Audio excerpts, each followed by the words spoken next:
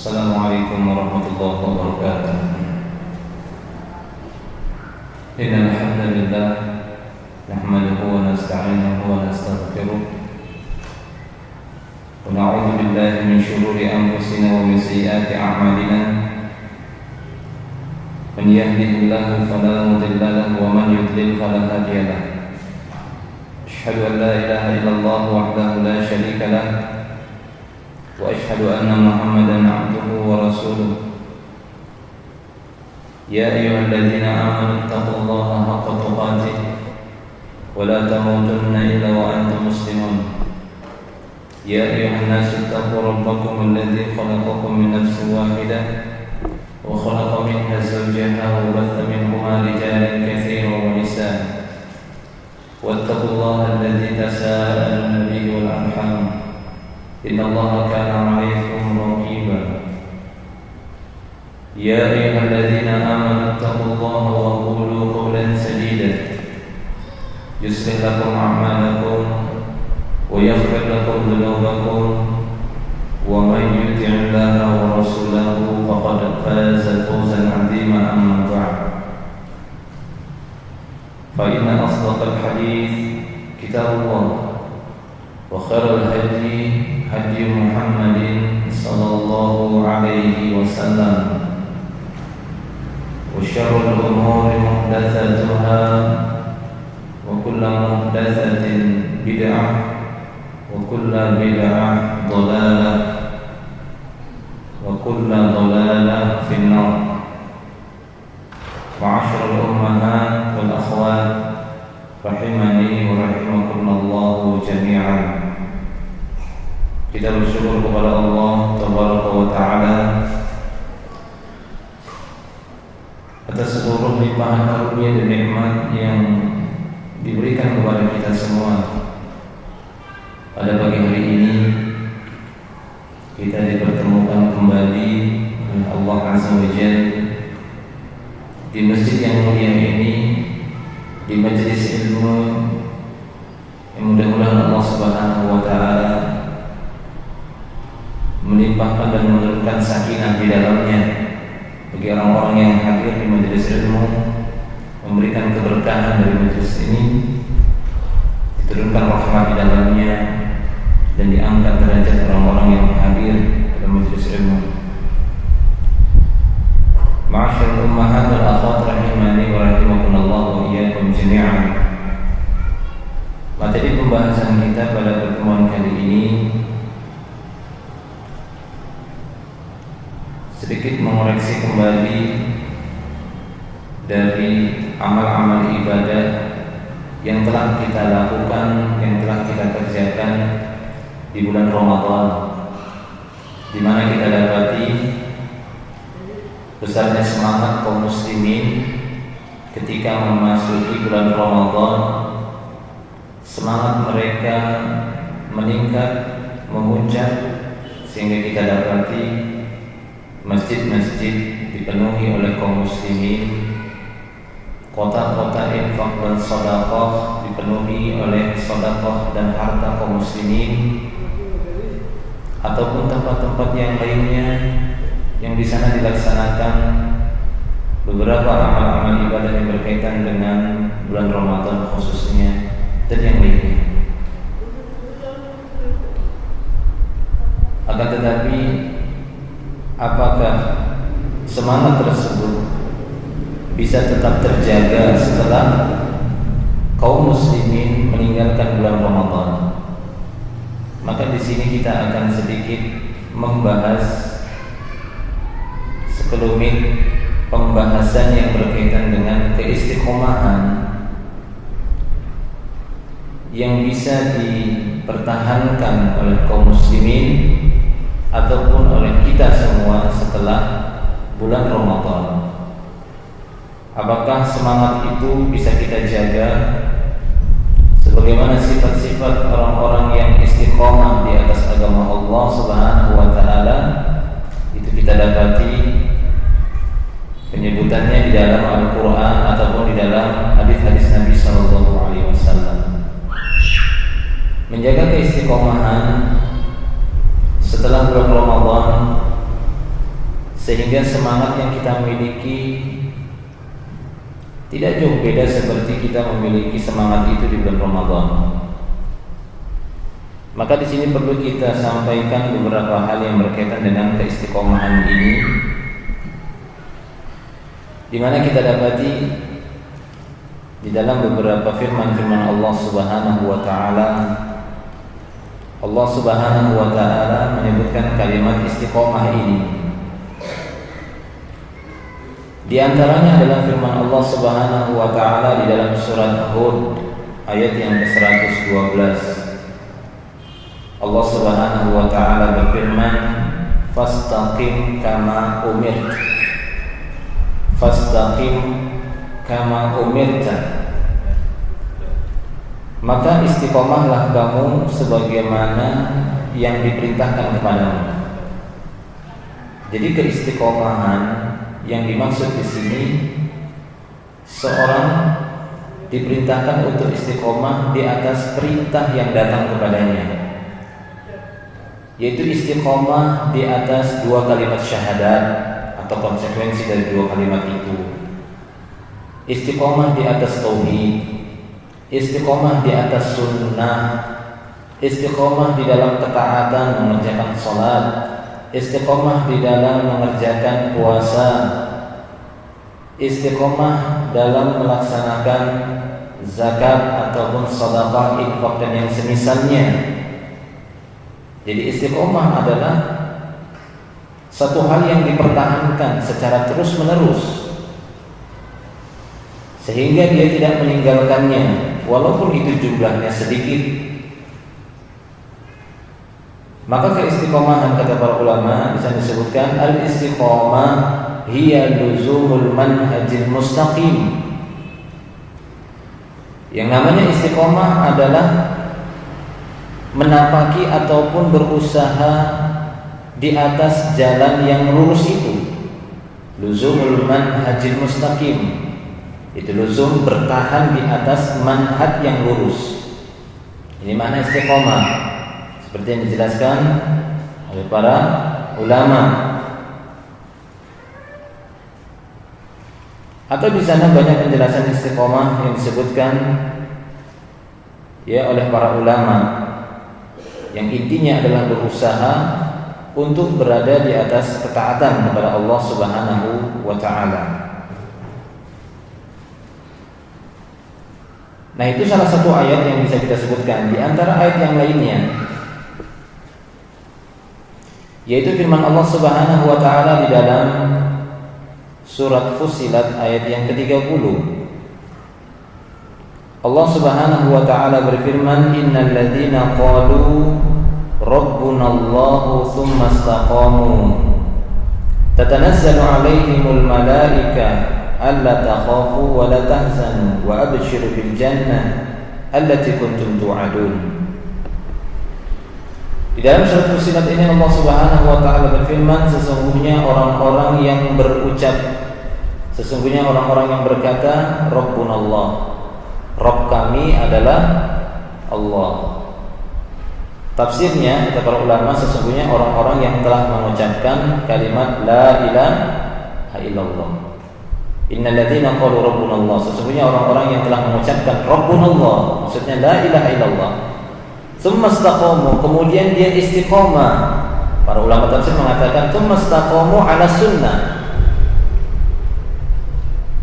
sesungguhnya orang-orang yang mengucapkan, mengikrarkan la ilaha illallah atau mengikrarkan dua kalimat syahadat, tsumma istaqamu, kemudian dia istiqomah di atas syariat Allah, di atas sunnah Nabi sallallahu alaihi wasallam, tatanazzalu alaihimul malaika, maka malaikat pun akan turun kepada mereka, orang-orang yang telah mengucapkan, mengikrarkan dengan lisannya keimanannya dan istiqomah dengan perbuatannya.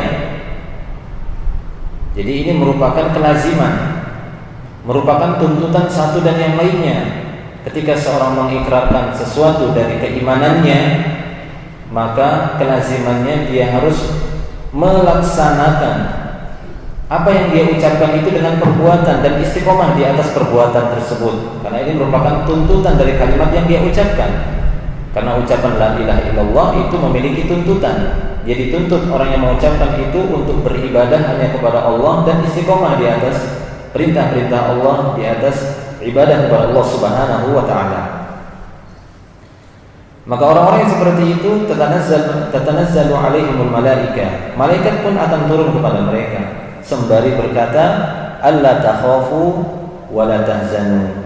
Janganlah kalian takut dan janganlah kalian bersedih. Jadi malaikat akan datang kepada orang-orang yang istiqomah memberikan kabar gembira.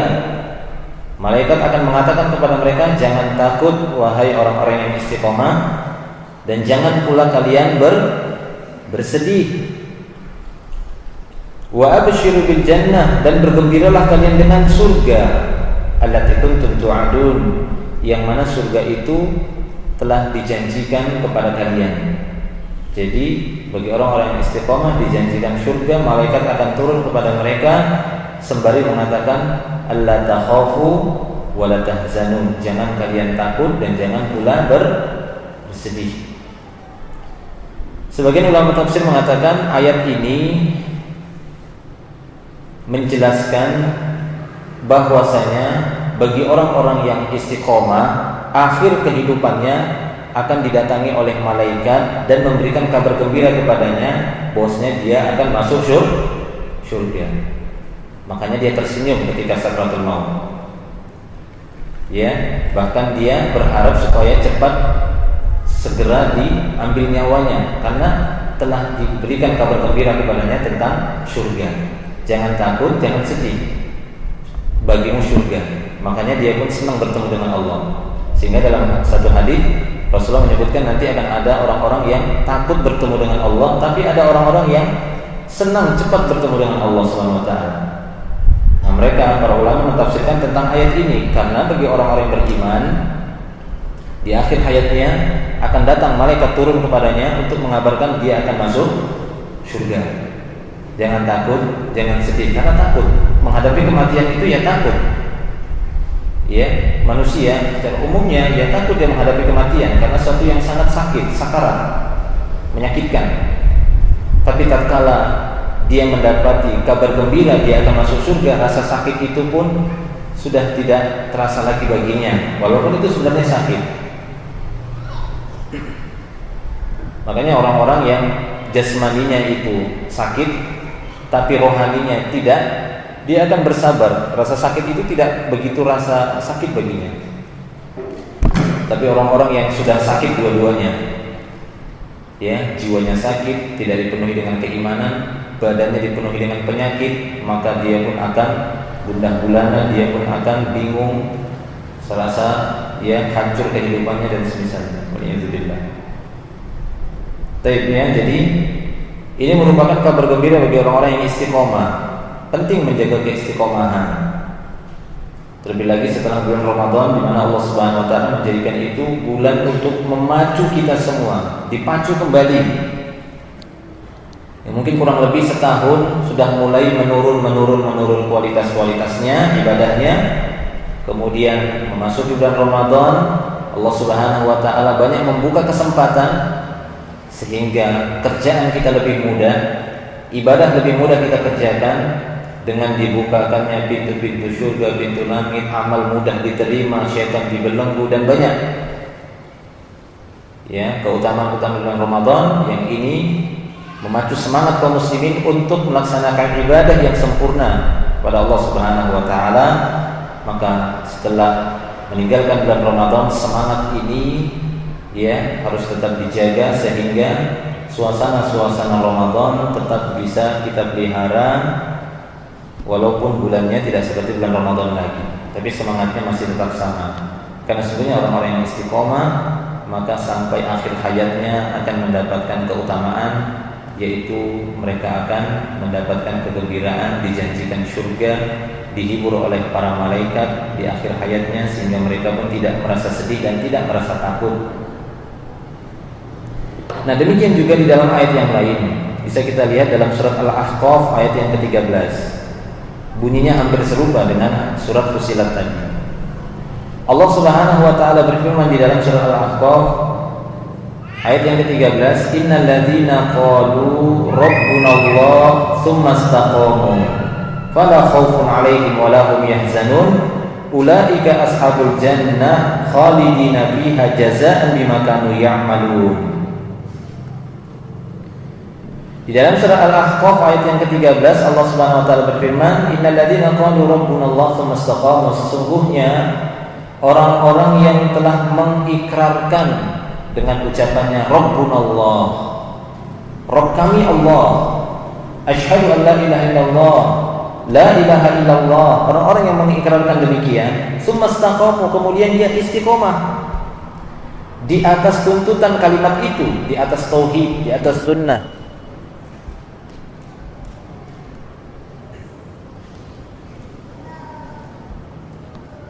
Mati lampu ya.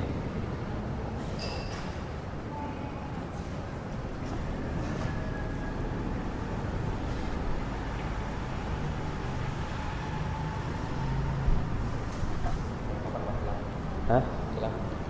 Lampunya mati atau listriknya yang putus? Hah? Listriknya.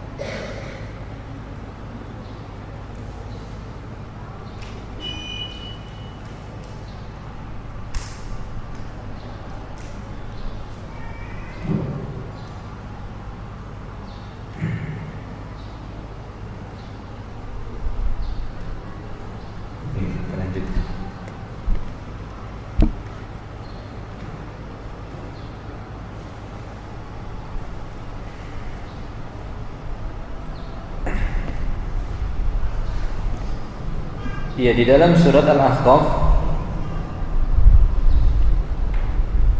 Allah Subhanahu wa taala berfirman yang maknanya hampir senada dengan surat ayat dalam surat Fussilat yang kita sebutkan di awal tadi, innal ladzina qalu rabbunallah tsumma istaqamu fala khaufun. Ya, jadi disebutkan setelahnya fala khaufun 'alaihim wa la hum yahzanun. Sesungguhnya orang-orang yang mengucapkan Rabbunallah, Rabb kami adalah Allah Subhanahu wa taala, yaitu mengikrarkan kalimat la ilaha illallah, tsumma istaqamu, kemudian istiqomah di atas tuntutan kalimat itu, fala khaufun 'alaihim, maka tidak ada rasa takut bagi mereka, wala hum yahzanun, dan tidak ada rasa sedih. Jadi hampir sama ya, hampir senada dengan ayat sebelumnya. Ulaika ashabul jannah, mereka inilah sebenarnya penghuni-penghuni surga. Khalidina fiha, mereka kekal di dalam surga, jazaan bima kanu ya'malun, dan ini merupakan balasan dari apa yang dahulu pernah mereka amalkan, apa yang pernah mereka kerjakan.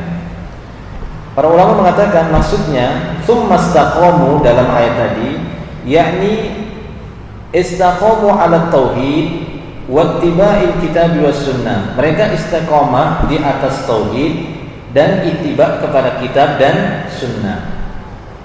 Itu makna istiqamah dalam ayat tadi. Maka tidak ada rasa takut bagi mereka, tidak pula mereka bersedih. Jadi ini janji bagi orang-orang yang istiqamah. Nah, satu saat seperti riwayat yang disebutkan oleh Sufyan bin Abdullah radhiyallahu anhu, dia berkata kepada Rasulullah sallallahu alaihi wasallam, "Qultu ya Rasulullah." Ini Abu Amr Sufyan bin Abdullah. Sufyan bin Abdullah radhiyallahu anhu berkata kepada Rasulullah, "Ya Rasulullah, qul li fil Islam qawlan." Wahai Rasulullah, ucapkanlah atau sampaikanlah kepadaku di dalam Islam ini satu ucapan saja. La as'alu anhu ahadan ghairak. Yang aku tidak akan meminta ucapan ini kepada seorang pun selainmu. Jadi sampaikanlah, katakanlah kepadaku satu ucapan yang aku tidak akan memintanya kepada seorang pun selainmu. Maka apa jawab Nabi sallallahu alaihi wasallam? Beliau pun bersabda kepada Sufyan bin Abdullah, "Qul amantu billah tsumma istaqim." Wahai Sufyan bin Abdullah, ucapkanlah amantu billah. Ucapkanlah aku beriman kepada Allah Subhanahu wa taala. Tsumma istaqim. Kemudian setelah kamu ucapkan, istiqomahlah. Setelah kamu ucapkan amantu billah, istiqomahlah. Rawahu Muslim. Hadis ini diriwayatkan oleh Imam Muslim. Nah, demikian. Jadi dari hadis ini, ketika Sufyan bin Abdullah meminta kepada Rasulullah sallallahu alaihi wasallam satu ucapan yang dia tidak akan tanya lagi kepada yang lainnya, maka Rasulullah mengucapkan satu kalimat yang ringkas saja. Apa itu kalimatnya? Ucapkan amantu billah, aku beriman kepada Allah, kemudian istiqomahlah kamu. Kemudian istiqomah. Jadi dua kalimat ini juga yang disebutkan, yang diberikan oleh Rasulullah kepada Sufyan bin Abdullah, maknanya hampir serupa dengan surat Fussilat ataupun surat Al-Ahqaf tadi. Itu innal ladzina qalu rabbunallah tsumma istaqamu. Sesungguhnya orang-orang yang mengucapkan rabbunallah, amantu billah, la ilaha illallah, tsumma istaqamu, kemudian istiqomah, maka mereka inilah ashabul jannah. Wa absyiru bil jannah, bergembiralah dengan surga.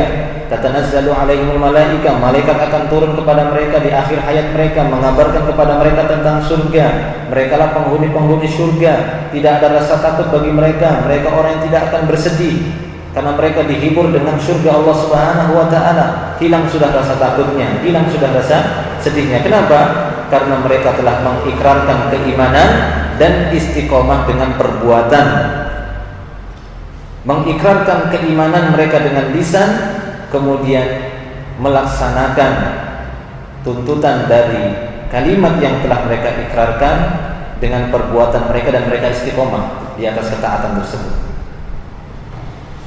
Nah, ma'asyiral ummahat wal akhwat rahimani wa rahimakumullah wa iyyakum jami'an.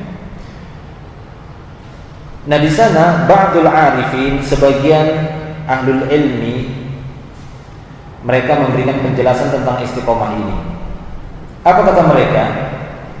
Marja'ul istiqomati ila amrayni. Istiqomah itu kembali kepada dua perkara. Maka dari sini para ulama menyimpulkan yang namanya istiqomah itu kembali kepada dua hal. Barang siapa yang memilikinya, maka insyaallah ialah seorang yang istiqomah. Apa yang pertama kata mereka? Sihhatul imani billahi azza wa jalla, yaitu benarnya keimanannya kepada Allah. Ini merupakan marja' al-istiqomah. Rujukan istiqomah itu kembali kepada dua hal. Yang pertama kata para ulama yaitu sihhatul imani billahi azza wa jalla, benarnya keimanan terhadap Allah Subhanahu wa taala. Jadi berusaha untuk memperbaiki keimanannya dengan mempelajari tauhid, mempelajari akidah, mempelajari nama-nama dan sifat-sifat Allah Subhanahu wa taala, mempelajari rububiyah Allah, tauhid rububiyah, tauhid uluhiyah, bagaimana tauhid asma wa sifat, mempelajari hal-hal yang wajib diyakini, mempelajari hal-hal yang bisa menjaga keimanan, mempelajari hal-hal yang bisa membatalkan keislaman, membatalkan keimanan untuk menjauhinya. Maka orang-orang yang berusaha untuk menjaga, membenarkan keimanannya, sihatul imani billah, ini merupakan syarat ataupun rukun pertama untuk mendapatkan keistiqomahan. Sihatul imani billah, berusaha untuk membenarkan keimanannya kepada Allah. Karena boleh jadi orang-orang mengatakan amantu billah, saya beriman kepada Allah, saya beriman kepada Allah, akan tetapi tidak pada hakikatnya. Ya, tidak pada hakikatnya. Makanya dalam satu hadis Nabi SAW bersabda, "Man mata wa huwa ya'lamu annahu la ilaha illallah dakhala al-jannah." Dalam satu hadis yang sahih Rasulullah SAW bersabda, barang siapa yang meninggal dunia dan dia punya ilmu, wa huwa ya'lam, dia punya ilmu tentang makna kalimat la ilaha illallah dakhala al-jannah, maka dia akan masuk surga. Jadi barang siapa yang meninggal dunia membawa ilmu tauhid, dia telah pelajari dan mampu menguasai ilmu tauhid, maka insyaallah dia akan masuk ke dalam surga. Ini pentingnya mempelajari tauhid, pelajari akidah. Nah, ini merupakan perkara yang pertama untuk mewujudkan keistiqomahan pada diri seseorang, sihatul imani billah. Ini merupakan penjelasan dari sebagian ba'dul arifin, yaitu sebagian ahli ilmi. Yang kedua kata mereka, ittiba'u ma jaa'a bihi Rasulullah sallallahu alaihi wasallam zahiran wa batinan. Ini rukun yang kedua untuk mendapatkan keistiqomahan. Yang kedua, berusaha untuk ittiba. Ya, ittiba'u ma jaa'a bihi Rasulullah sallallahu alaihi wasallam zahiran wa batinan. Berusaha untuk mengikuti apa yang dibawa oleh Rasulullah sallallahu alaihi wasallam secara zahir, secara lahir dan batin. Berusaha untuk mengikuti apa yang dibawa oleh Rasulullah. Apa yang datang bersama Rasulullah adalah sunnah. Jadi berusaha untuk mengikuti sunnah Nabi secara lahir dan batin. Ya, secara lahir dan batin. Tidak secara lahiriahnya saja. Secara lahiriahnya saja mungkin pakai jenggot, ya, memelihara janggutnya secara lahirnya, memakai pakaian yang bagus, yang islami, tidak harus gamis kan gitu ya, tapi yang sesuai dengan Islam. Pakaiannya yang laki-laki mungkin di atas mata kaki, yang wanita berjilbab atau sampai memakai cadarnya, ya, dan yang semisalnya. Secara zahirnya dia jaga, akan tetapi batinnya tidak sesuai, maka ini tidak boleh kan gitu ya, ini tidak sesuai. Jadi ittiba'u ma jaa'a bihi Rasulullah sallallahu alaihi wasallam zahiran wa batinan. Ini merupakan syarat keistiqomahan. Setelah baik keimanannya dan baik pula ittiba'nya kepada sunnah. Nah, ma'asyiral ummahat wal akhwat rahimani wa rahimakumullah wa iyyakum jami'an. Kemudian di antara dalil yang lain, dalil dari as-sunnah yang menunjukkan makna istiqomah. Tadi ada 2 atau 3 ayat ya. Ya, ada 2 ataupun 3 ayat telah kita sebutkan tadi dalam surat Hud, surat Fussilat dan surat Al-Ahqaf. Kemudian di antara hadisnya tadi hadis dari Sufyan bin Abdullah, yang mana Rasulullah memberikan satu ucapan kepada Sufyan bin Abdullah, yaitu dengan ucapan qul amantu billahi tsumma istaqim. Kemudian di sana ada hadis yang lain yang menunjukkan makna istiqomah ini, yaitu dalam sebuah hadis yang diriwayatkan masih oleh Imam Muslim dari Abu Hurairah radhiyallahu anhu. Dia mengatakan bahwasanya Rasulullah sallallahu alaihi wasallam bersabda, qadibu wasaddidu wa'lamu annahu la yanjua ahadun minkum bi'amalihi. Nabi sallallahu alaihi wasallam bersabda, qaribu wasaddidu. Ya, qaribu wasaddidu. Qaribu itu maksudnya muqarabah, itu maksudnya bersikap pertengahanlah kalian. Enggak berlebih-lebihan semangatnya, enggak juga meremehkan, karena di antara manusia di dalam beramal itu ada yang berlebih-lebihan. Bahkan di masa Rasulullah sudah kelihatan ada 3 orang datang ke rumah istri-istri Rasulullah bertanya tentang ibadah Rasulullah, amal Rasulullah. Apa kata mereka setelah mendengar amal Rasulullah? Mereka mengatakan, kalau gitu saya akan sholat malam terus, nggak akan tidur. Kalau gitu saya tidak akan menikah. Kalau begitu saya akan puasa terus, nggak buka-buka. Nah, ini namanya berlebihan. Hulu dalam agama itu nggak boleh. La taghlu fi dinikum. Janganlah kalian bersikap melampaui batas, ifrat. Ya, saking semangatnya berlebihan. Saking semangatnya orang pun dikafirkan semuanya. Nah, gitu ya, dikafir semuanya. Pokoknya nggak senang melihat ada kesalahan seorang, kafir sudah itu. Ya, melihat sedikit saja ada orang berbuat salah, sudah di neraka itu, kafir, sudah jelas kafir itu. Nggak bisa seperti itu, nggak semudah itu mengkafirkan. Kalau masuk Islam memang mudah kan gitu ya. Mengeluarkan seorang muslim dari Islam itu tidak semudah itu. Tidak semudah mengucapkannya. Nah, jadi ada orang-orang bersikap hulu. Beribadah juga ada yang bersikap hulu. Sholat panjang-panjang betul. Nah, ada juga yang benar-benar meremehkan, kan gitu ya. Sama sekali nggak pernah sholat malam. Bahkan jangan sholat malam, sholat 5 waktu saja dia lalaikan. Makanya Rasulullah dalam hadis ini mengatakan, qaribu, bersikap pertengahanlah kalian. Wasaddidu, kata Rasulullah, bersikap tasdid, yaitu as-sadad. Yang dimaksud dengan tasdid di sini adalah istiqomah. Bersikap pertengahanlah dan istiqomah. Enggak berlebihan, enggak meremehkan, kemudian istiqomah. Dengan kesederhanaan itu dia terus menjaga, ya, menjaga keistiqomahannya. Nah, demikian. Jadi itu sabda Nabi SAW, qaribu wasaddidu, bersikap pertengahanlah kalian dan istiqomahlah, bersikap lurus. Terus artinya konsisten gitu ya, konsisten tetap ya seperti itu, tetap konsisten seperti itu, tidak melenceng sana kemari, ya sana kemari. Jadi dawam, ya continue seperti itu terus. Wa'lamu annahu la yanjua ahadun minkum bi'amalihi, dan ketahuilah oleh kalian bahwasanya tidak ada seorang pun di antara kalian yang selamat disebabkan amalnya. Tidak ada seorang pun di antara kalian yang masuk surga, maksudnya dengan hanya sebatas dengan amalnya. Maka orang-orang ataupun para sahabat berkata, wala anta ya Rasulullah, tidak juga engkau wahai Rasulullah. Maksudnya apakah engkau nanti masuk surga bukan karena amalmu? Ya bukan, kata Rasulullah. Wala ana, demikian juga aku masuk surga bukan karena amalku. Illa ayyataghammadani Allahu bi rahmatin minhu wa fadl. Akan tetapi Allah lah yang telah mencurahkan rahmatnya kepadaku dan telah memberikan karunia-Nya kepadaku, sehingga dengan itulah aku masuk surga. Ya, dengan rahmat Allah, dengan karunia-Nya yang menjadikan Rasulullah sebagai seorang rasul yang memiliki kekuatan di dalam beramal. Lihat amal Rasulullah sampai bengkak kakinya. Nah, ini rahmat Allah yang diberikan kepada Rasulullah. Sehingga dengan sebab rahmat ini bukan semata-mata dengan amalnya saja, tapi rahmat Allah lah yang telah memasukkan aku ke dalam surga. Baik.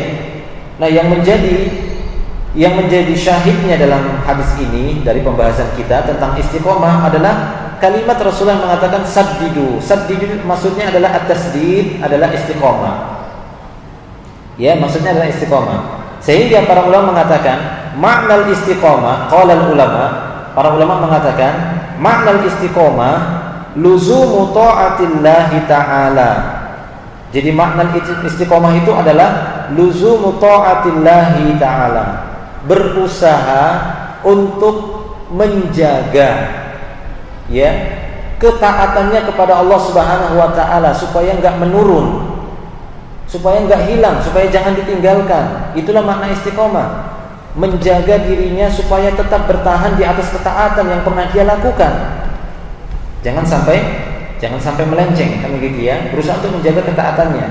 Jadi inilah makna istiqomah yang disebutkan oleh para ulama ringkasnya.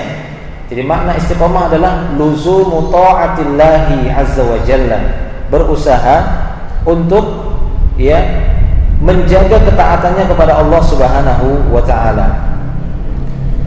Jadi di antara cara untuk menjaga keistiqomahan, untuk mendapatkan peringkat istiqomah di hadapan Allah Subhanahu wa taala ini, seperti ayat-ayat yang sudah kita sebutkan tadi, karena orang istiqomah tatanazzalu alaihimul malaika alla takhafu wa la tahzanu wa la khaufun alaihim wa la hum yahzanun ulaika ashabul jannah, dan semisalnya itu janji-janji bagi orang-orang yang istiqomah. Maka di antara cara untuk menjaga keistiqomahan adalah dengan menjaga ketaatan. Apa yang pernah kita kerjakan, apa yang pernah kita lakukan dari kebaikan-kebaikan, dari ketaatan dan dari perintah-perintah Allah Subhanahu wa taala, atau menjauhi larangan Allah, tetap kita jaga. Itulah dia istiqomah. Ya, itulah dia keistiqomahan. Sampai kapan ini kita jaga? Sampai kematian menjemput kita. Sampai malaikat maut menjemput kita. Seperti firman Allah Subhanahu wa taala di dalam surat Al-Hijr ayat yang ke-99. Apa kata Allah Subhanahu wa taala dalam surat Al-Hijr ayat yang ke-99? Allah Subhanahu wa taala berfirman, "Wa'bud rabbaka hatta ya'tiyakal yaqin." Wa'bud rabbaka hatta ya'tiyakal yaqin. Ya, beribadahlah kepada Rabbmu sampai keyakinan itu datang kepadamu. Apa yang dimaksud al-yakin dalam ayat ini adalah al-maut. Ya, al-maut. Jadi beribadahlah kepada Rabbmu ya Muhammad sampai kematian datang kepadamu, sampai kamu mati. Nah, perintah ini tidak hanya ditujukan kepada Nabi kita sallallahu alaihi wasallam, tapi perintah ini juga kepada seluruh umatnya. Maka kalau kita beribadah kepada Allah, beribadahlah dengan niat sampai akhir hayat kita. Bahwasanya ini kita lakukan sampai kematian menjemput kita. Inilah yang dikatakan istiqomah. Ya, sehingga para ulama tafsir menyebutkan dalam tafsir surat Al-Hijr tadi ayat yang ke-99, makna wa'bud rabbaka hatta ya'tiyakal yaqin, maksudnya adalah dum ala ibadati rabbika hatta ya'tiyakal maut. Dum ya ini dawam. Ya, yaitu menjaga kontinunya, secara kontinu, terus menerus dijaga secara dawam. Jadi jagalah ibadah kepada Rabbmu sampai kematian datang kepadamu. Ya, dum ala ibadati rabbik, teruslah secara dawam. Sehingga di dalam hadis yang lain Nabi SAW bersabda tentang amal yang paling utama itu kan dawamnya. Ya, ahabbul a'mal ilallahi dawamuha wa in qalla. Amal yang paling dicintai di sisi Allah Subhanahu wa taala adalah dawamnya. Wa in qalla, sekalipun itu sedikit. Sekalipun itu sedikit tapi terus dijaga, terus sampai datang kematian. Ini lebih dicintai di sisi Allah Subhanahu wa taala daripada tidak mengerjakan sama sekali. Atau daripada banyak tapi cuma sekali itu aja, habis itu nggak pernah lagi. Nah, ini model-model beramal yang tidak disukai. Karena ini merupakan mafhum mukhalafahnya. Ahabbul a'mal ilallahi dawamuha wa in qall. Amal yang dicintai di sisi Allah Subhanahu wa taala adalah dawamnya, terus saddidu tadi. Istiqomah, terus ini yang dicintai. Sekalipun itu sedikit tapi terus dijaga, terus itu dijaga. Terus dijaga. Bahkan kalau dia tidak sengaja meninggalkannya, ya, kemudian dia ganti, enggak sengaja meninggalkannya dia ganti. Nah, ini lebih disukai di sisi Allah Subhanahu wa taala ketimbang orang yang enggak pernah beramal sama sekali dengan satu amalan misalnya. Ataupun dia beramal dengan amalan itu tapi cuma satu waktu saja, sebulan aja mungkin. Habis itu enggak pernah, 9 bulan berikutnya, 10 bulan berikutnya, atau 11 bulan berikutnya enggak pernah. 1 bulan Ramadan itu aja dia sholat malam, sholat tarawih, itu kan sholat malam, sholat tahajudnya itu ya bulan Ramadan aja. Habis Ramadan, habis sudah 11 bulan. Lempang jalannya, lempang malamnya itu, iya, kayak jalan tol kan gitu ya, lempang sampai subuh bahkan ketinggalan juga. Ini ya lebih tidak disukai kan begitu ya. Baik ya, nah demikian. Jadi itu, wa'bud rabbaka hatta ya'tiyakal yaqin. Beribadahlah kepada Rabbmu sampai datang kematian. Para ulama tafsirkan makna ayat ini dalam surah Al-Hijr ayat 99 tadi, ini mengandung makna istiqomah. Jadi kalau beribadah kepada Allah itu yang disukai keistiqomahannya, bukan banyaknya dulu. Tapi bagus baiknya amal itu karena keistiqomahannya, ya, sesuai dengan tuntunan syariat atau sunnah dan dijaga terus. Baik.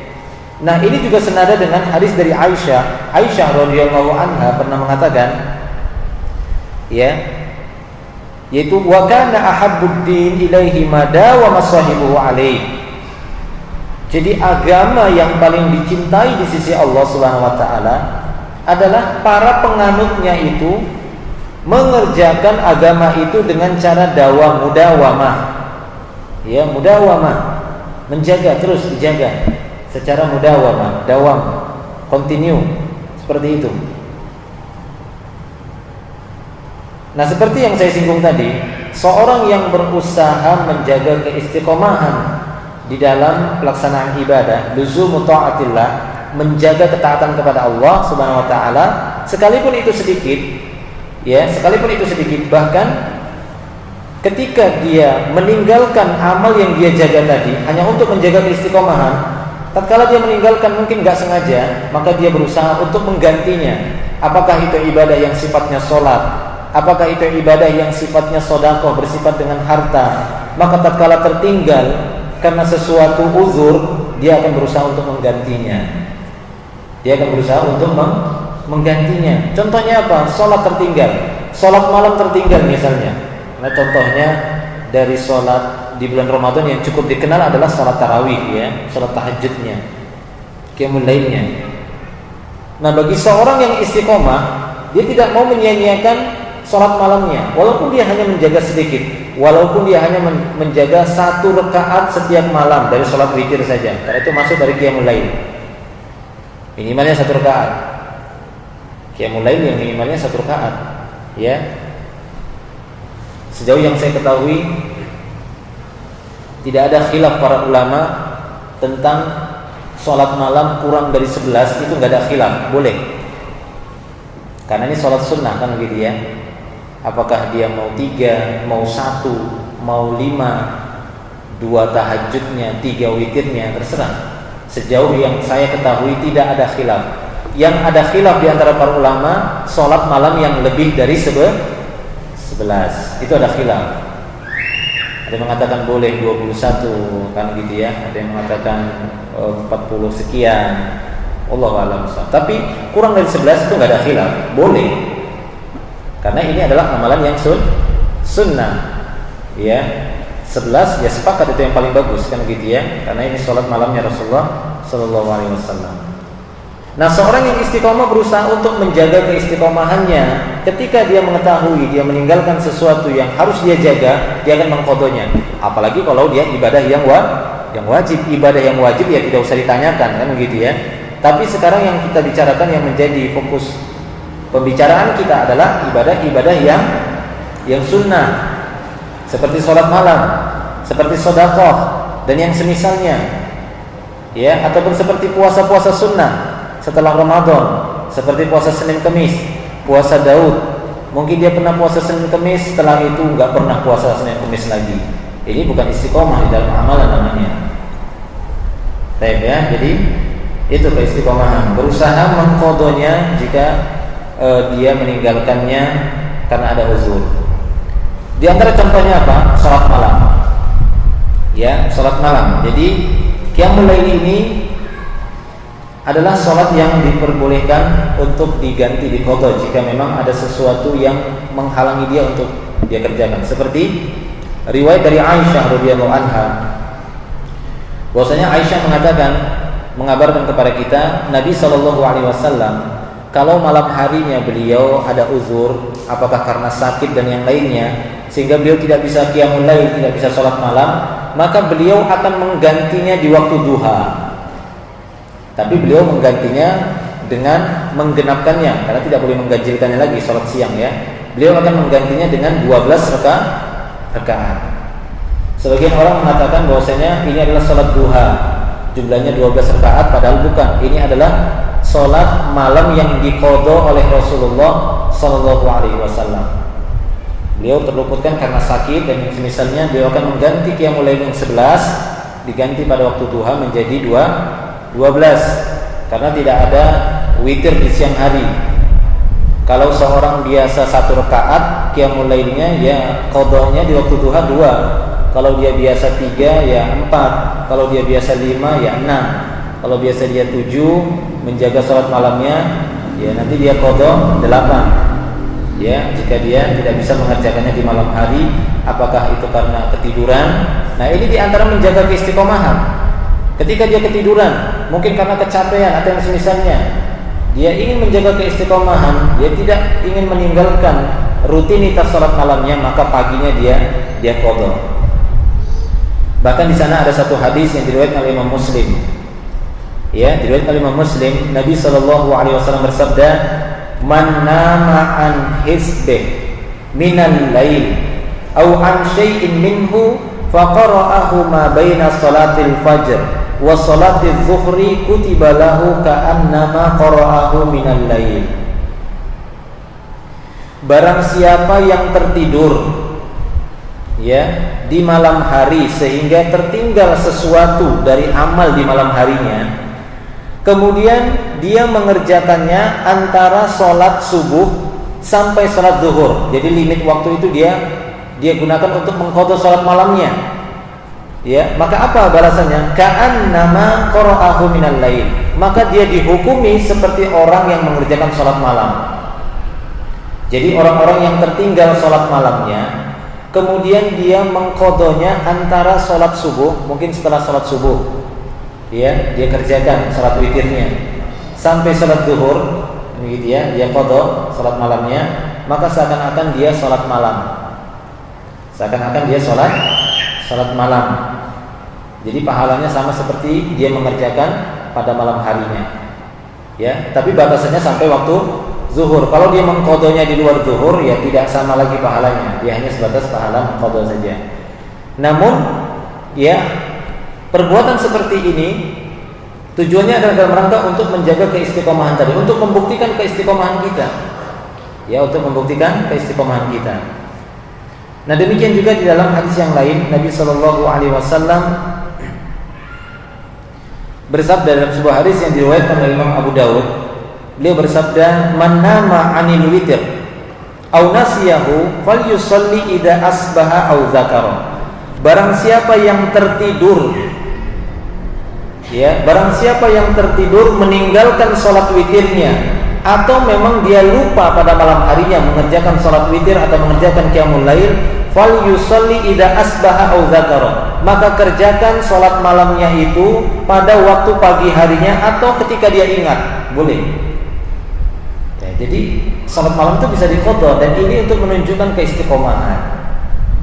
Karena memang sholat malam adalah sholat yang paling afdal setelah sholat 5 waktu. Ya, jadi sholat yang paling afdal ba'dal faridah, yakni qiyamul lail. Sholat yang paling afdal setelah sholat 5 waktu adalah sholat malam. Jadi jika ini dirutinkan, dijaga, apalagi setelah Ramadan, ya, kita mengerjakannya, menjaganya, tidak meninggalkannya selama 30 malam, mungkin 29 atau 30 malam setelah selesai Ramadan, maka jangan ditinggalkan begitu saja, tetap dijaga terus. Inilah dia keistiqomahan setelah Ramadan. Berarti kita telah mendapatkan nilai-nilai Ramadan itu. Ketakwaan tersebut bisa kita jaga walaupun telah di luar Ramadan. Suasana Ramadan tetap kita dapati walaupun tidak lagi di bulan Ramadan. Karena sesungguhnya Nabi SAW mencela orang-orang yang pernah mengerjakan sholat malam, kemudian setelah itu dia tinggalkan, gak pernah sholat malam lagi. Seperti teguran Rasulullah SAW kepada Abdullah ibnu Amr ibn al-As.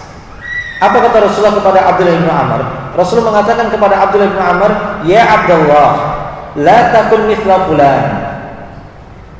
Ya Abdullah, la takun mithla fulan. Kana yaqumul lail fataraka qiyamal lail." Hai Abdullah, kamu jangan seperti si fulan. Dulu sholat malam, sekarang sudah dia tinggalkan sholat malam itu. Nah, ini ditegur sama Rasulullah Sallallahu Alaihi Wasallam. Abdullah bin Amr saja ditegur oleh Rasulullah Sallallahu Alaihi Wasallam agar jangan seperti si fulan. Kenapa si fulan? Dulu sholat malam, sekarang sudah dia tinggalkan sholat malam. Dulu di bulan Ramadan dia semangat sholat malam, qiyamul lail, ya, bahkan lebih panjang daripada sholat isya qiyamul lail. Itu dia bisa bertahan di sana. Sekarang nggak pernah lagi. Jangan seperti si fulan atau si fulanah itu. Tapi hendaklah tetap terus menjaga qiyamul lailnya. Nah, demikian ya, ma'asyiral ummahat wal akhwat rahimani wa rahimakumullah wa iyyakum jami'an. Maka ini di antara keistiqomahan setelah Ramadan yang harus kita jaga dari amal-amal yang pernah kita kerjakan di bulan Ramadan. Ini salah satu contohnya saja sholat, kan begitu ya. Dan banyak contoh-contoh yang lain yang ibadah-ibadah itu kita lakukan di bulan Ramadan. Maka hendaklah kita tetap terus berusaha menjaganya, ataupun kalau mampu kita mengqadanya, hanya untuk menunjukkan keistiqomahan kita di atas ketaatan itu, di atas ibadah. Ingat bahwasanya amalan yang dicintai di sisi Allah Subhanahu wa taala adalah amalan yang dawam walaupun itu sedikit. Ya, di bulan Ramadan kita mungkin bersedekah, memenuhi kotak-kotak infak, kotak-kotak sedekah kita penuhi. Setelah lewat Ramadan tidak pernah lagi.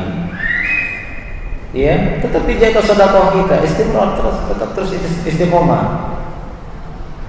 Walaupun itu cuma 1 juta satu hari, ya kan, tidak apa-apa 1 juta satu hari kita berinfak.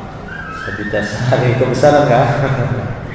1 juta satu hari, 1 juta satu hari, 30 hari 30 juta, subhanallah. Ya, di banknya Allah, bukan di banknya dunia. Kalau banknya dunia mungkin ada ribanya. Kalau di sisi Allah Subhanahu wa taala berbunga, bertambah berbunga, tapi enggak termasuk hukum riba, kan begitu ya. Bertambah di sisi Allah Subhanahu wa taala. Ya, jadi sedikit. Nah, 1 juta kan sedikit, kan begitu ya. Dibanding 100 juta kan sedikit 1 juta ini. Iya kan? Nah, demikian. Ataupun yang semisalnya. Terus jaga ibadah-ibadah kita, semoga kita bisa mendapatkan keistiqomahan tadi. Allahu a'lam bishawab. Kita cukupkan dulu sampai di sini materi pembahasan kita. Insyaallah nanti kita bisa sambung dalam materi dan pembahasan yang lainnya dalam pertemuan yang akan datang insyaallah. Allahu a'lam bishawab. Alhamdulillah.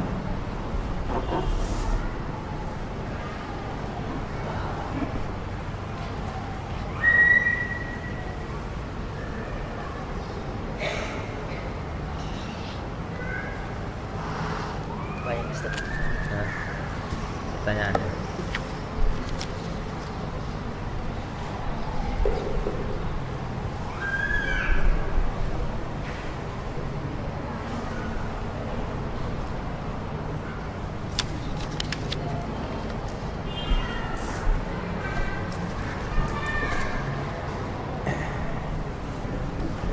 Iya, kita akan menjawab pertanyaan sebentar.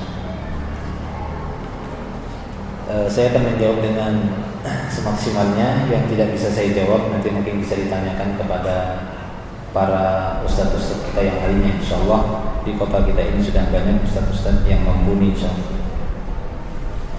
Di sini ada yang bertanya. Assalamualaikum warahmatullahi wabarakatuh. Waalaikumsalam warahmatullahi wabarakatuh. Ustadz, apakah hukumnya kalau kredit motor di dealer ataupun showroom, apa termasuk riba atau bagaimana? Tolong dijelaskan. Jazakallahu khairan wa iyyakum jazakillah khairan. Iya. Membeli satu barang dengan pembayaran yang tertunda, bai'un taksir, di sana memang ada khilaf para ulama. Namun saya lebih condong kepada pendapat para ulama yang membolehkan melakukan transaksi jual beli dengan pembayaran tertunda ataupun kredit. Ya, kredit. Akan tetapi di dalam akad kredit ini, jual beli tertunda pembayarannya ini, jangan sampai ada penambahan harga setelah terjadinya kesepakatan harga. Ya, ataupun di awal sudah sepakat di dalam akad itu berjanji akan ada tambahan harga jika ini nambah harganya. Ini yang tidak boleh. Ini yang tidak diperbolehkan. Inilah ribanya. Kenapa? Karena ini masuk jual beli utang. Ya, nah ini masuk juga kepada jual beli yang ada di sana hutang piutangnya. Hutang piutang itu tidak boleh ada tambahan. Jika ada tambahan maka dia riba. Ya, kullu qardin jarra fihi manfa'ah fa huwa riba. Seperti yang masyhur ya di kalangan para ulama dan para salaf disebutkan, setiap pinjaman kan gitu ya yang belum lunas kemudian ya berjalan jarra fihi manfa'ah, yaitu di sana ada manfaat yang didapati, maka tambahannya itu riba. Tambahannya itu riba.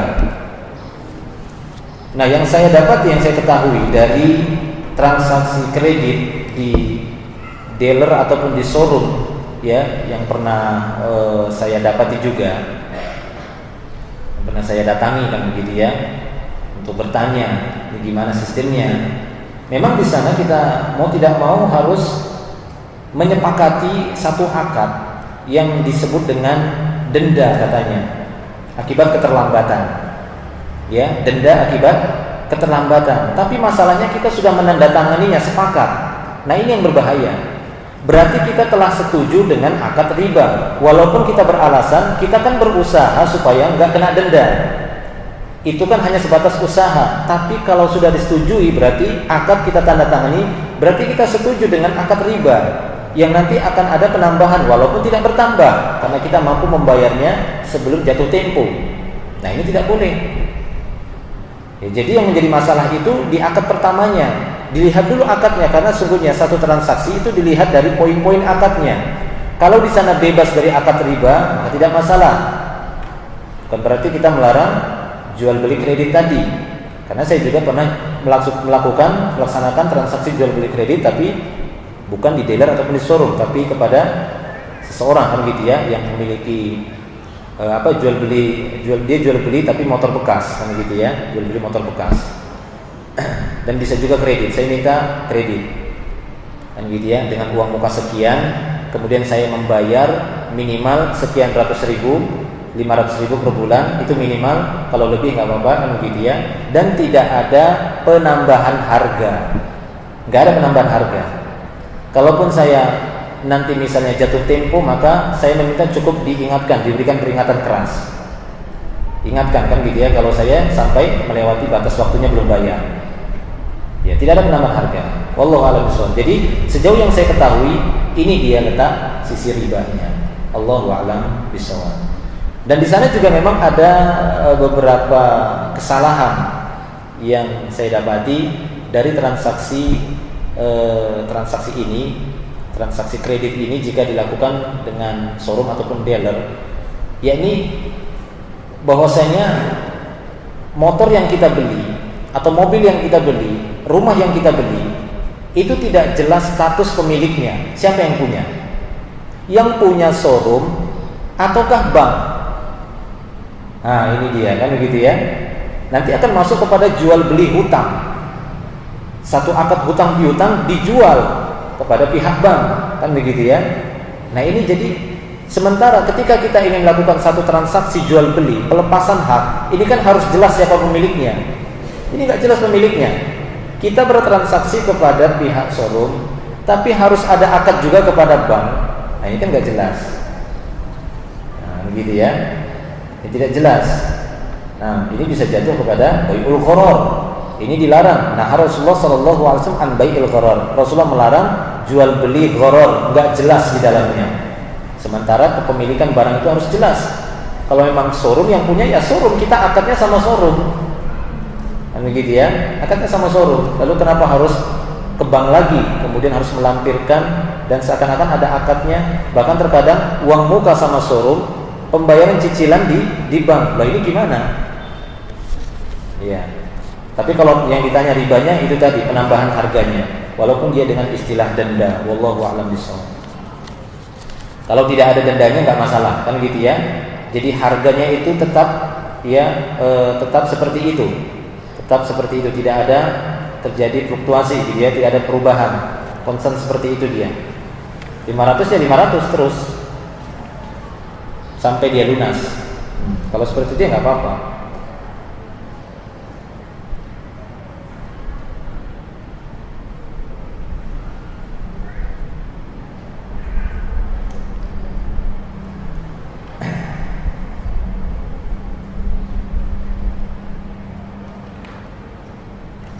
apakah ada dalilnya tentang bolehnya seorang suami melarang istri untuk beribadah sholat fardu, sholat tahajud dan membaca Al-Quran?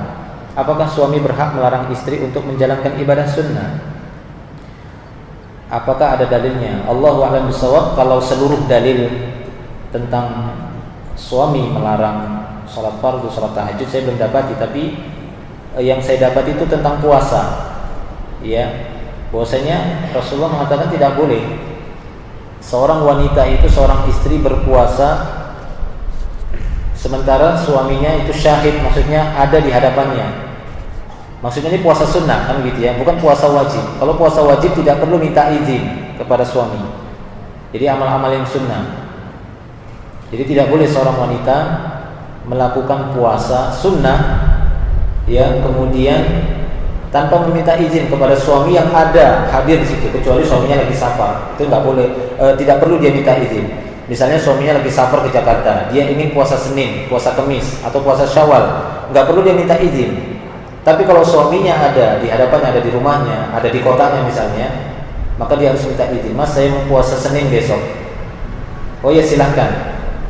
Ya, kenapa? Karena memenuhi kewajiban kepada suami itu lebih wajib daripada puasa sunnah. Nanti kalau dia nggak minta izin, ya tiba-tiba dia datang jam 10 pagi padahal sudah pergi berangkat ke kantor kan gitu ya. Tiba-tiba jam 10 datang lagi ke rumah. Nah, kok Mas mau pulang? Aduh, mau setoran katanya.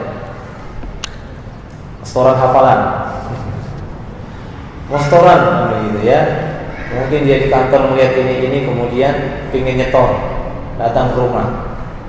Oh Mas, saya puasa Senin ini. Wah kan, aduh gimana sih kan gitu ya. Padahal kewajiban melayani suami lebih utama. Paham setoran ya? Setoran suami sama istri lah. Adapun melarang istri mengerjakan salat, melarang istri untuk mengerjakan hal-hal yang wajib, maka ini tidak boleh. La ta'ata li makhluk fi maksiatil khaliq. Enggak boleh taat kepada makhluk sementara bermaksiat kepada Allah. Kalau kita tinggalkan enggak puasa sunnah misalnya kan gitu ya, tidak puasa Senin, berdosa atau tidak? Tidak berdosa, tapi menolak ajakan suami berdosa. Menolak ajakan suami berdosa. Nah itu yang dimaksud, kalau puasa sunnah minta izin sama suami, kalau puasa wajib tidak perlu. Ya, jadi intinya di sini yang saya ketahui, adapun amal-amal yang wajib tidak perlu harus menunggu perintah suami ataupun izin suami. Bahkan kalau suami melarangnya tidak boleh ditaati. Ketika seorang istri ingin melakukan sholat wajib, sholat subuh, nggak boleh kamu sholat subuh, ya jangan ditaati, karena nggak boleh mentaati makhluk sementara maksiat kepada Al-Khaliq. Ya. Adapun sholat tahajud, ya memang tidak harus ini ya, kan gitu ya, tidak harus minta izin, tidak ada dalilnya seorang istri meminta izin dulu kalau mau sholat tahajud. Akan tapi harus diperhitungkan bagi seorang istri untuk melakukan sholat malam. Ingat bahwa di sana ada kewajiban kepada suaminya, melayani, menemani suaminya di malam itu lebih utama, bahkan lebih utama daripada sholat tahajudnya itu. Kan gitu ya. Setidaknya dia minta izin lah. Kalau dia memang ingin sholat malam, mungkin dia akan mengerjakan sholat tahajud itu di waktu-waktu sang suami ingin dekat dengannya, kan begitu ya, ingin berbagi rasa dengannya, ya. Jadi hasratnya lagi memuncak di saat-saat itu, kemudian istrinya, "Ntar Mas ya, mau sholat tahajud dulu." Pusing kepala suaminya, nanti bisa diantuk-antukkan ke pintu nanti, sakit kepala suaminya, ya. Ngeliatin istrinya ruku, aduh istri saya kok ruku ini nungging sujud, kan pusing kepalanya seperti itu.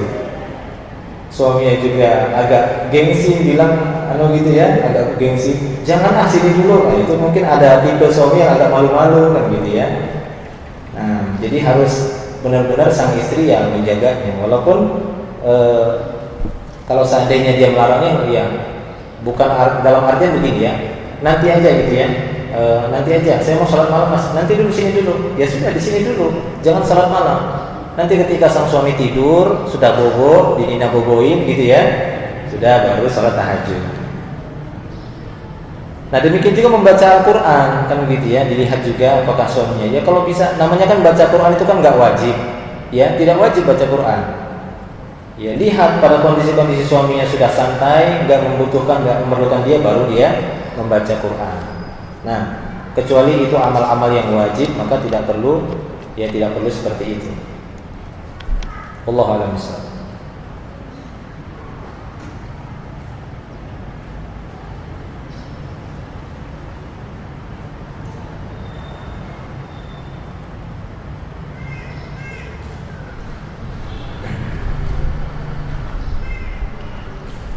Assalamualaikum warahmatullahi wabarakatuh. Waalaikumsalam warahmatullahi wabarakatuh. Ustaz, bagaimana hukumnya orang yang sangat bersemangat beribadah tetapi suka meninggalkan kewajiban sebagai seorang istri seperti masak, ngurus suami, ngurus anak dan lain-lain. Lalu manakah yang harus didahulukan antara ibadah dan kewajiban seorang istri? Jadi yang perlu kita perhatikan di sini, jangan kita membenturkan satu kewajiban dengan kewajiban yang lainnya. Berusaha untuk menggabungkannya. Itulah dia sikap istiqomah. Istiqomah itu berusaha memang untuk tadi seperti hadis Rasul, qaribu wasaddidu. Qaribu itu yakni mampu bersikap adil, itu ya. Muqarrabah itu bersikap adil. Jadi mampu dia bersikap adil. Enggak condong kepada ibadah ini, ninggalkan kewajiban yang ini. Enggak. Iya kan? Makanya kewajiban-kewajiban itu kan enggak berat karena dia wajib, tapi tidak diberatkan oleh Allah Subhanahu wa taala. Salat subuh ya 2 rakaat saja. Ini kan tidak mengganggu kewajiban istri kepada suami dan anak-anaknya. Salat zuhur 4 rakaat saja. Kalaupun sangat terdesak, kan begitu ya. Nggak bisa ditinggalkan. Mungkin terkadang dia bisa menjamaknya, terkadang ya gitu ya. Dia khawatir sangat berbahaya kalau ditinggalkan anaknya. Dia mungkin bisa menjamaknya. Ataupun suaminya lagi sakit, nggak bisa ditinggalkan, dia bisa menjamaknya, mungkin mengurus suami. Ya, jadi seperti itu. Jadi jangan membenturkan satu kewajiban dengan kewajiban yang lain, tapi justru kita gabungkan muqarrabah tadi, sikap adil dan istiqomah. Nah, adapun sikap seorang istri seperti ini dengan alasan bersemangat untuk ibadah, kita tanya ibadah apa dulu sehingga dia tidak masak, nggak ngurus suami, nggak ngurus anak-anak. Loh, terus siapa yang ngurus? Makan apa suami sama anak istrinya? Ini kan sudah kelewatan istri seperti ini. Kan begitu ya? Ini kelewatan. Emang ibadahnya kita tanya apa ibadahnya itu? Kok hebat betul sampai pagi aja nggak bisa masak, gitu ya? Jangan-jangan dia tidur terus. Kemudian dia mengatakan tidur saya kan niat ibadah. Oh, kalau itu namanya bukan. Ya, kita tanya ibadah apa kok bisa sampai masak nggak sempat? Apalagi sekarang Allah Subhanahu wa taala memberikan kemudahan bagi kita semuanya, bagi ibu-ibu rumah tangga. Bagaimana tidak mudah, kan begitu ya? Alat pemasak sudah ada, alat pencuci sudah ada. Coba, enggak kayak ibu kita dulu. Kan gitu ya, di sungai lagi harus pakai bakul gitu ya, ke sungai lagi. Tapi nggak ada masalah, tetap dia bisa melayani suami, bisa masakkan suaminya, ngasih makan anak, kemudian berangkat sekolah. Sekarang alat pemasak nasi ada, kan gitu ya, alat pencuci, setrika, nggak usah pakai arang lagi gitu ya, harus dibakar, dipanasi dulu, dan setek. Jadi semua pemanas air ada, kan gitu ya, atau minimalnya ada pembantu lah, kan gitu ya. Bisa semuanya, kan gitu. Bisa nyuci, buatkan ini. Masya Allah. Jadi kita banyak sudah dimudahkan. Jangan semakin dimudahkan semakin lalai. Jangan, kan gitu ya. Seharusnya semakin dimudahkan semakin bagus lah. Jadi semakin bagus kondisi keluarga kita. Jadi tidak boleh seperti ini, ya. Jadi harus kita gabungkan antara satu kewajiban dengan kewajiban yang lainnya. Tidak ada alasan gara-gara sholat asar kemudian nggak masak, kan begitu ya, nggak ngurus suami, nggak ngurus istri. Nggak ada alasan gara-gara dia sholat isya. Tapi kalau alasannya dia sholat malam panjang sampai suaminya dia biarkan teler malam hari, kan begitu ya. Maksudnya telernya bukan sampai keluar dari telinganya, sampai dari mulutnya teler gitu ya. Nungguin istrinya terus sholat. Ini kapan selesainya istri saya sholat gitu ya? Kapan selesainya baca Quran? Dia malam itu baca Quran, suaminya dia biarkan begitu. Ini nggak boleh lah.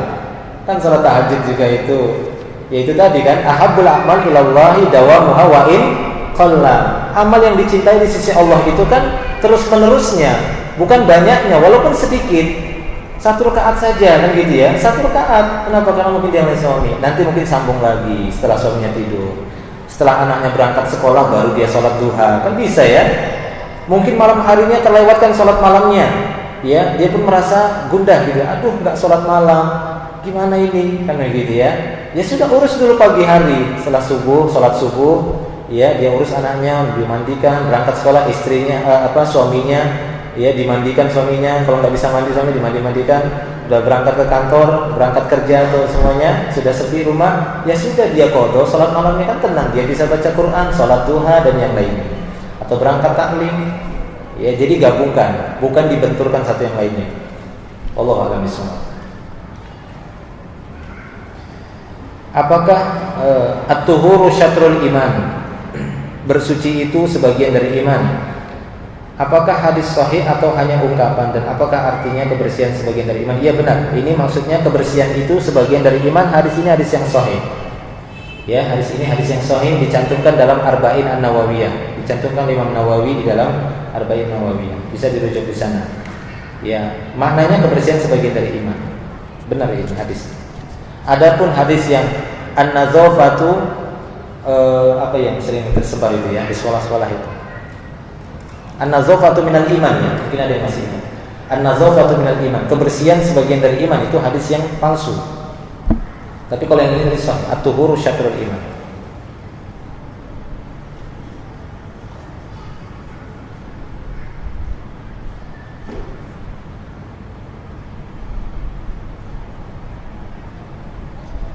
Di sini ada yang bertanya, bagaimana hukumnya jika mengikuti MLM, multi level marketing? Ya, wallahu a'lam bishawab. Sejauh yang anda ketahui dari fatwa-fatwa para ulama ketika disebutkan kepada mereka tentang sistem ya sistematis dari MLM ini, mereka mengatakan ini dijauhi, kan gitu ya. Sistem jual beli seperti ini dijauhi karena di sana ada harta-harta yang tidak jelas. Karena dia tiba-tiba dapat terus kan gitu ya, cuma cari orang dapat terus ngajar terus, yang nanti dia cari lagi dapat lagi, atau sistem piramid lah gitu istilahnya. Wallahu a'lam. Ini bisa untuk lebih jelasnya ada di sana sudah disebarkan, dijual atau bahkan ya buku-buku yang berkaitan dengan hukum multi level marketing ini. Silahkan merujuk ke sana. Allahu a'lam. Jika kita ingin membuka usaha yang membutuhkan modal usaha, kita yang membutuhkan modal usaha kita kekurangan modal, maka kita meminjam ke sebuah bank. Tetapi pinjaman tersebut ada ribanya, ada bunga dari pinjaman kan gitu ya, dari nilai pokok pinjaman, ada tambahan pengembaliannya. Itu maksudnya riba. Maka bagaimana sebaiknya yang dilakukan? Ya jangan minjam. Jangan minjam kan gitu ya. Jangan minjam ke bank yang ada ribanya atau orang yang ada riba. Pinjam kepada orang-orang yang enggak ada bunganya. Kenapa? Karena pinjam meminjam, hutang piutang ini masuk kepada akad tabarruk. Ya, akad tabarruk itu adalah akad yang dilakukan untuk mencari pahala. Itulah dia akad tabarruk. Ya, adapun akad tijarah, akad perdagangan adalah akad yang dilakukan untuk mencari profit, mencari keuntungan. Ya, adapun akad tabarruk itu non profit, cari pahala. Yang namanya cari pahala ya sudah ngasih seperti itu dan kembali seperti itu. Ya, jangan pinjam, cari pinjaman kepada yang tidak ada ribanya. Dan ini bukan darurat. Apakah darurat? Kan enggak. Kecuali darurat, kan gitu ya. Lain lagi ceritanya kalau darurat. Kalau darurat ya kullu mahdurin ma'ad darurah. Segala sesuatu yang berbahaya itu bersama darurah. Biqadri ma tahtajuhu darurah. Dalam satu kaidah disebutkan di sana. Jadi setiap yang haram itu di dalamnya ada hukum darurat. Dan darurat ini sekadar apa yang dibutuhkan. Ya, yang dibutuhkan. Mungkin sangat darurat, harus operasi, enggak punya uang, enggak punya sesuatu untuk digadaikan. Kan begitu ya? Enggak punya apa-apa. Pinjam. Oh iya, nanti kamu kembalikannya harus ada bunganya. Ya, 100%. Sementara di sana ibunya ataupun ayahnya atau anaknya ingin dioperasi membutuhkan sekian puluh juta, kalau tidak akan menewaskan dia. Ya sudah, pinjam saja itu. Karena darurat kan gitu ya. Enggak ada yang mau minjami lagi. Enggak ada yang bisa digadaikan. Tapi kalau di sana ada sesuatu yang bisa digadaikan, ada yang bisa dijual, ini bukan darurat namanya. Karena darurat itu sesuatu yang memang bisa dipastikan itu berbahaya dan nggak ada lagi yang lainnya, kan begitu ya, nggak ada jalan yang lainnya. Tapi kalau usaha itu bukan darurat namanya, ya.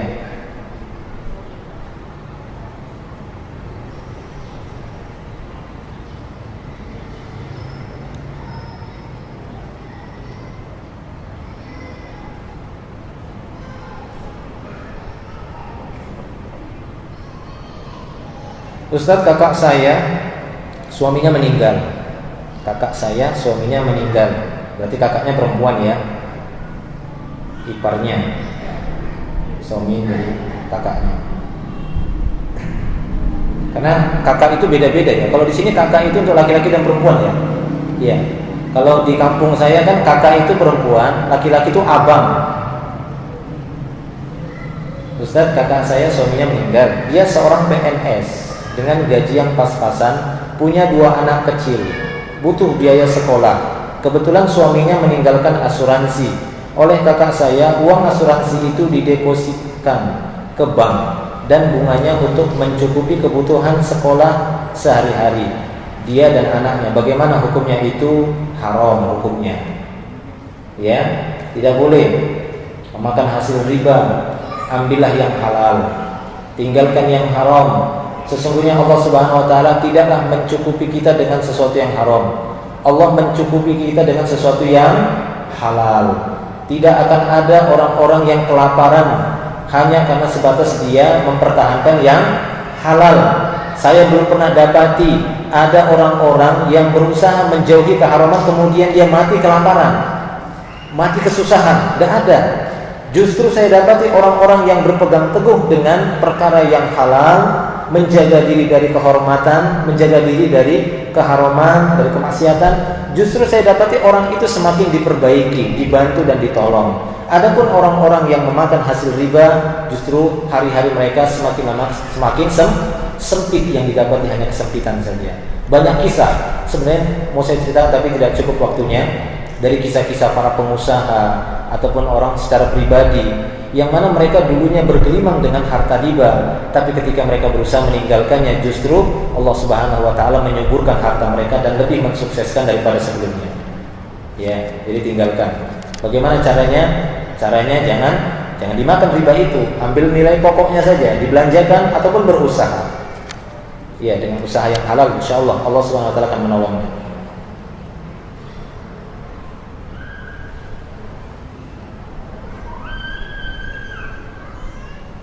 Apabila dalam suatu perjalanan, bolehkah melakukan sholat di atas kendaraan yang bergerak? Atau bagaimana kalau kita melakukan ibadah haji yang membutuhkan waktu lama? Boleh jugakah melakukan sholat di atas pesawat? Ya. Bagi orang-orang yang safar, apakah itu safarnya membutuhkan waktu berjam-jam di kendaraan ataukah ya beberapa jam saja seperti haji atau misalnya? Kalau memang seorang itu mampu, contoh begini ya, misalnya seorang akan berangkat ke mana ya, kita contohkan ke Samarinda, begitu ya. Dia berangkat sebelum zuhur. Ya, kalau memang dia bisa mengerjakannya di darat, maksudnya di atas tanah, begitu ya, maka dia jamah dulu, jamah takdim. Misalnya contohnya dia berangkat pada waktu zuhur, dia akan berangkat ke Samarinda, kan begitu ya. Kemudian dia khawatir nanti nggak bisa mengerjakan sholat itu, ya, ataupun dia akan ke Bontang lah, kan begitu ya. Berangkatnya pada waktu zuhur, dan dia mengetahui bahwasanya khawatir nanti sesampainya di Bontang, waktu sholat asar sudah habis dan kemungkinan dia akan sholat asar di kendaraan, maka dia jamak takdim. Waktu asarnya itu dia kerjakan di waktu zuhur tadi sebelum dia berangkat. Dia sholat zuhur, setelah salam, kemudian dia qomat lagi, berdiri lagi, niat mengerjakan sholat asar. Nah, kalau memang bisa seperti ini, seperti ini, sehingga dia bisa terhindar sholat di dalam kendaraan. Karena hukum asal sholat itu adalah qiyam alal ard, berdiri di atas tanah. Makanya Rasulullah SAW dalam safarnya, kalau beliau sholat witir, beliau akan sholat di atas kendaraan. di atas kendaraan. Tapi ketika sholat wajib, beliau akan turun dari ontanya atau dari kudanya, beliau akan sholat di atas tanah.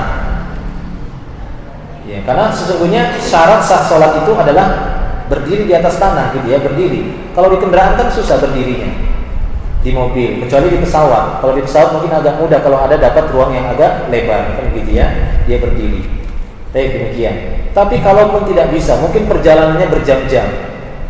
Ya, berangkat mungkin jam 10 pagi dan tidaklah sampai kecuali maghrib. Seperti saya dulu kalau dari Yogyakarta, dulu ya saya belajar di Yogyakarta. Kebetulan kampung saya di Medan, kan gitu ya. Itu kalau naik bus itu kan minimalnya itu 4 hari, bahkan pernah 7 hari. Saya naik bis itu dari Yogyakarta pernah 7 hari baru sampai Medan. 7 hari di bis. Nah itu gimana kan gitu ya itu. Kalau memang pada saat bis itu berhenti dan telah masuk waktu sholat bisa dijamak, ya dijamak. Kalau memang tidak bisa, ya sudah dikerjakan di kendaraan, kan begitu ya. Kalau memang nggak mampu lagi ya di kendaraan, ya lakukanlah dia di kendaraan. Apakah itu dengan berdiri? Kalau memang mampu berdiri, kalau tidak ya duduk di atas kendaraan itu. Insya Allah tidak mengapa. Wallahu a'lam bishawab. Seperti waktu saya umroh sama waktu itu ya, kebetulan kita jalurnya dari Malaysia kan waktu itu. Oh, itu kan perjalanannya itu kurang lebih 9 jam kalau saya nggak keliru, 9 jam baru kita sampai di Jeddah, kan gitu ya, sampai di Jeddah. Dan waktu itu kan ketika kita melewati setiap negara itu kan berbeda-beda waktunya. Ya kita sholat sesuai dengan waktu yang kita lewati, kan gitu ya, yang kita lewati. Kalau memang di sana sudah menunjukkan waktu maghrib, waktu asar ataupun zuhur, kita sholat pada waktu pesawat itu di atas kota itu. Ya, kalau dia di atas kota Yaman, ya kita mengikuti waktu Yaman pada saat itu. Nanti akan ada instruksi dari pilotnya. Nah, pada waktu itu kita bisa berwudu. Kalau memang nggak dapat air ya tayamum. Tapi ada kamar mandi di pesawat, kita wudu di kamar mandi. Kemudian ada di beberapa, karena pesawat itu pesawat besar kan gitu ya. Ada beberapa tempat yang memang agak longgar. Nah, kan gitu ya. Kalau memang mampu sholat di situ, ya kita sholat di situ dengan keadaan berdiri. Kalau tidak mampu ya duduk, ya di kursinya. Allah a'lam.